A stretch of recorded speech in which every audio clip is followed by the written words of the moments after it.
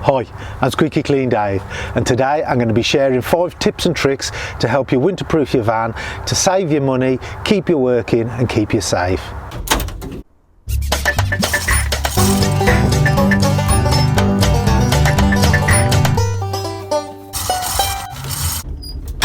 There's an old proverb that says, "The shrewd one sees the danger and conceals himself, but the inexperienced keeps right on going and suffers the consequences."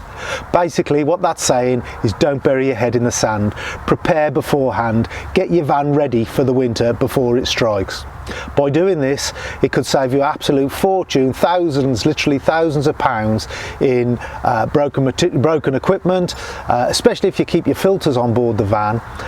It could cost you absolute fortune with those cracking, your reels cracking, your pumps. Even if you don't lose anything by that, you could lose time defrosting your equipment, so you can use it in the morning. So I've got 5 tips for you today, how to get your van ready for the winter before it starts. And keep watching for the end, and there's a bonus tip that might just get you out of trouble one these days. So in my opinion, the first thing that we need to address is keeping the back of your van warm overnight to stop it all from freezing. So there's lots of different ways of doing this. You can use fan heaters and all those sorts of heaters, but my preferred method is the oil filled radiator. You can change the heat on it. It's got 2 settings on this one, so depending on how hot you want it. It's also got a built-in thermostat because it heats the oil up in it. Once that oil's warm, the radiator stays warm. It doesn't just dissipate and you lose all the heat straight away. So they're reasonably cheap to buy, easy to get hold of and cheap to run. You might also think about fitting bar heaters. These are long tubes. That's low wattage, so they're very cheap to run, but they don't give off a lot of heat. So you're expecting it to be really cold, you might need 2 or 3 of those.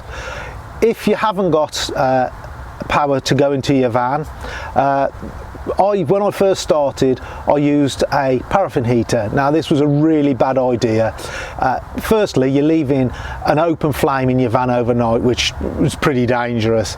Secondly, it absolutely stinks in the morning when you get up. And thirdly, it produces a lot of condensation. If you haven't got a main supply to your van, I'd recommend that you buy yourself a cheap thick duvet. It doesn't need to be anything special, just the thickest, cheapest duvet you can get. A couple of hot water bottles, fill them up at night before you finish or before you go to bed, pack them around your equipment and put your duvet over the top of it, and that should stop it from freezing. Tip number 2 is insulation. Now when I reboarded my van a couple of years ago, I took off all the boards to put new ones on, so I absolutely packed in insulation. Use anything you can get to insulate it, any good insulation. I'd got a load of rock wool left over, so I used that, packed it into every single hole and then boarded back over the top of it. The only thing that I didn't do was insulate the ceiling.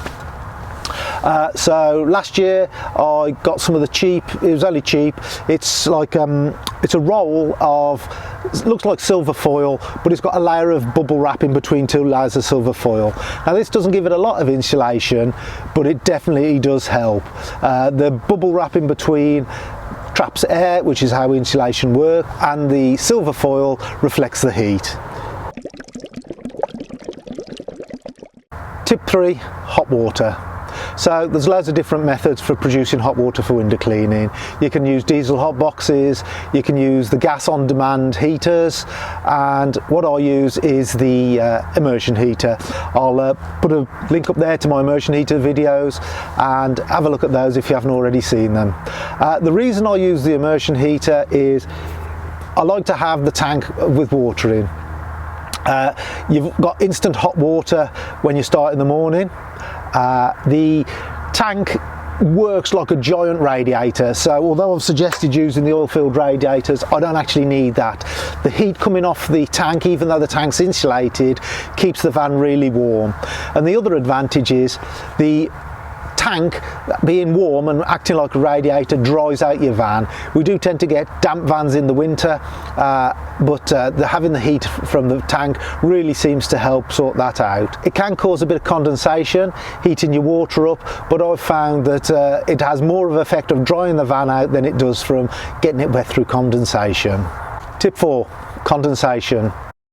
I find there's more benefits to heating up the hot water than there is to having it as cold, and it does cause a little bit of condensation. When I put the insulation in the ceiling, it really benefited it, the condensation wise. Although it's only thin insulation, it stopped any condensation from forming on the ceiling.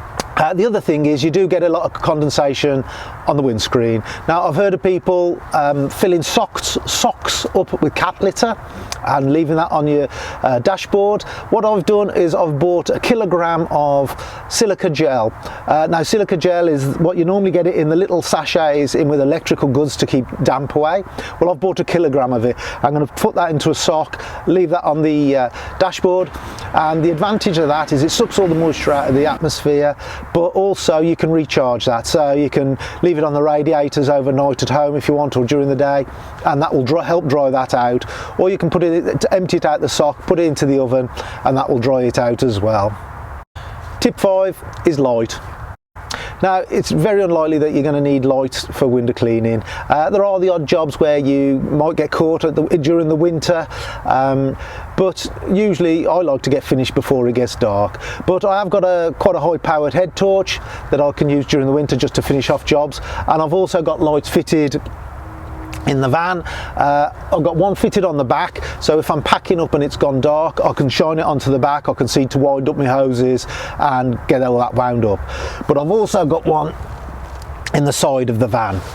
The reason for that is I have to fill my van up at night, and to do that I have to put a hose across the footpath. Now during the day this isn't a problem because I can put my signs out and people can see it easily, but at night it makes it an easy trip hazard. They could even trip over the signs when it's dark. So I put the light on the side, open the side door to fill the van up, put the light on, and it shines down onto the signs and down onto the hose, so people have no problem seeing where the hose is.